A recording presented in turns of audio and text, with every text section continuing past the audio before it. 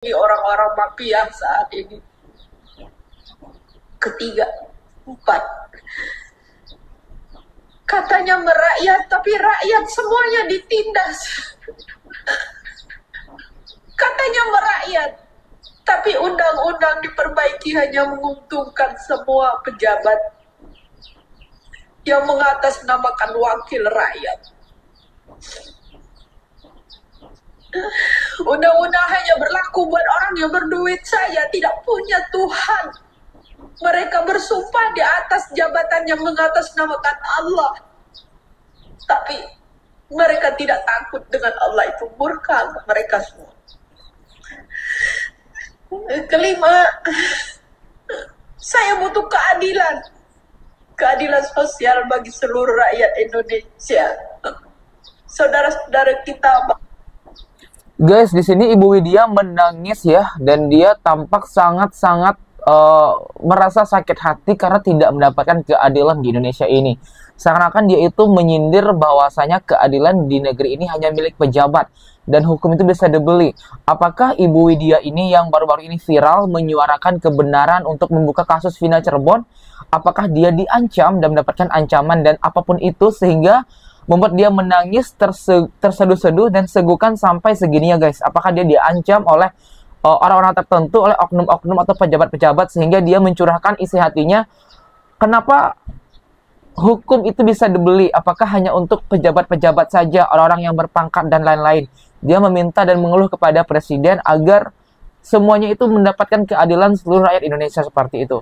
Guys, padahal kita sama-sama tahu Ibu Widya ini jarang sekali menangis. Dia setiap kali membuat video mengenai kasus Vina Cirebon selalu bersemangat dan seperti tidak ada ketakutan apapun. Kenapa sekarang dia menangis sampai sesegukan kayak gini? Guys, tentunya ini ada sesuatu yang terjadi dengan Ibu Widya. Dikelilingi orang-orang mafia saat ini. Ketiga, empat. Katanya merakyat, tapi rakyat semuanya ditindas. Katanya merakyat, tapi undang-undang diperbaiki hanya menguntungkan semua pejabat yang mengatasnamakan wakil rakyat. Undang-undang hanya berlaku buat orang yang berduit saja, tidak punya Tuhan. Mereka. Kenapa Ibu Widya sudah ngomong begini? Apakah dia sedang mendapat ancaman? Begitu juga dengan Kang Deddy, dia sudah menangis minta maaf. Kenapa ya? Ya, karena kita merasakan, karena kita punya hati, karena kita ingin Indonesia ini menuju kebebasan, keadilan, pokoknya kesejahteraan. Jadi yang komen di tempat saya, yang pencet tanda plusnya, mereka kalian orang-orang yang sangat punya hati. Kalian orang-orang yang benar sehati. Kalian memang top. Dan kita ingin mendukung Ibu Widya. Tidak seperti mereka-mereka yang ngomongin Ibu Widya katanya pengen inilah itulah pansos. Enggak. Saya merhatiinnya dia tuh asli, itu real, dan dia tuh kayaknya punya fakta yang benar. Makanya dia pastilah, saya ngerasain lah menjadi Ibu Widya, pasti dia tuh banyak yang neror, banyak yang gimana, banyak yang ngancam atau gimana, pasti. Tapi saya salut sama Ibu Widya, dan kita sama-sama doakan mudah-mudahan beliau dilindungi, disehatkan, dipanjangkan umurnya. Amin. Kalian netizen semuanya hebat. Hebat. Ada apa nih? Kenapa tiba-tiba Ibu Widya menangis sesegukan seperti mendapat ancaman atau teror dan apapun itu, dan juga berbarengan dengan Kang Deddy Mulyadi yang baru-baru ini juga sering menyuarakan untuk membuka kasus Vina Cirebon, namun juga seperti meminta maaf dan apakah sudah mendapat ancaman dan teguran atau apapun itu dari pejabat-pejabat, guys. Nah, warganet ini melihat bahwasanya kita kasihan kepada Ibu Widya karena dia sudah sangat kuat, tegar untuk menyuarakan dan mendapatkan keadilan untuk almarhum Vina dan Eki, namun ternyata dia mungkin banyak mendapat ancaman teror dan lain-lain yang juga dia manusia biasa, pasti ada juga rasa takut dan apalagi ancamannya itu benar-benar parah, guys. Dan juga baru-baru ini kan kita sama mengetahui Ibu Widya sedang dipantau oleh menantu mantan wakil Bupati Cirebon.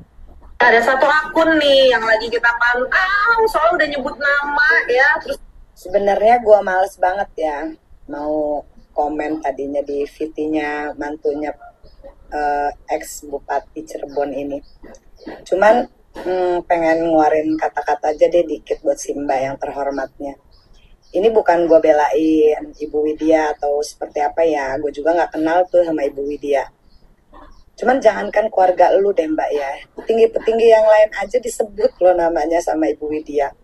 Dari zaman kasus apapun ya.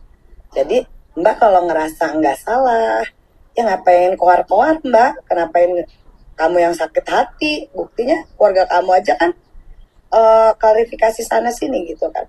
Ya kalau lu nggak ngerasa keluarga lu baik-baik aja, tidak tersangkut masalah Vina dan Eki Cirebon ini ya, kalau gue sih jadi lu, gue santai aja, apalagi gue seorang mantu doang, iya kan.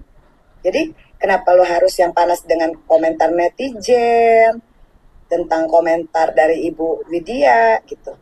Kalau gue sih nggak ngerasa salah, gue cuek aja gitu, karena kebenaran kan nanti datang sendiri gitu loh. Jadi jangan takut, bukan yang sibuk klarifikasi tuh keluarga lo ya Mbak. Kalau nggak salah sih saya kan mantau terus kasus-kasus ini kan, tiap hari lo saya lihat viti-viti gitu kan, bahkan sampai ke keluarga Pak Cecep ya klarifikasinya gitu. Ya udahlah, insya Allah kalau memang keluarga lo ya Mbak nggak salah, keluarga mertua lo ya nggak salah, ya lu santai aja. Pesan gue cuman itu aja, jangan teriak-teriak, netizen lebih bisa teriak soalnya. Ya guys, jadi warganet ini menyuarakan dan memihak Ibu Widya ketimbang dari mantu dari mantan wakil Bupati Cirebon, guys. Karena kalau memang menantu ini merasa tidak bersalah dan tidak melakukan seperti apa yang dibicarakan pada saat ini oleh masyarakat atau netizen, gak usah koar-koar dan diam saja, santai aja gitu. Karena memang Anda tidak berbuat seperti itu. Tetapi kenapa Anda hanya sebagai menantu wakil bupati seakan-akan berkoar-koar dan bahkan mengincar atau memantau Ibu Widya seperti itu. Dan juga warganet ini melihat ada ketidakberesan dalam kasus Vina Cirebon juga. Kasus Eki Vina Cirebon semakin menemui titik terang. Si EF dengan kesaksiannya telah banyak terbantah oleh si PM. Kemudian si Dede sekarang tidak ada penjelasannya. Liga Akbar mencabut BAP 2016. Dalam keterangannya, dia tidak melihat adanya pengejaran dan pelemparan. BAP-nya dicabut. Kemudian dia tidak mengenal Peggy Setiawan yang sekarang dijadikan tersangka. Semakin jelas bahwa ini adalah rekayasa kasus. Jadi, netizen, siapa yang paling bertanggung jawab di kasus Vina ini? Apakah ayah dari Eki? Apakah para oknum penyidik, oknum polisi penyidik, atau siapa yang paling bertanggung jawab atas rekayasa kasus ini? Ya guys, Liga Akbar yang sudah muncul ternyata tidak mengenal Peggy Setiawan yang ditangkap baru-baru ini, guys. Apakah benar Peggy Setiawan yang di Bandung tersebut bukan pelaku asli dari pembunuhan Vina? Apakah dia hanya korban salah tangkap atau tumbal dari orang-orang berpangkat, guys? Kasihan juga ya kalau memang bukan dia pelakunya tapi dia ditangkap. Kasihan loh, hukumannya nggak main-main juga. Hukumannya hukuman seumur hidup, bahkan 20 tahun penjara. Pada akhirnya warganet ini bertanya-tanya siapa yang harus bertanggung jawab terhadap kasus ini. Apakah pihak kepolisian atau ayahnya almarhum Eki yang juga harus bertanggung jawab. Dan guys, sebelum aku menutup video ini, bagaimana tanggapan kalian melihat berita tersebut? Silahkan komentar di bawah ini sebanyak-banyaknya. Kami dari Biasa TV mengucapkan terima kasih dan sampai jumpa.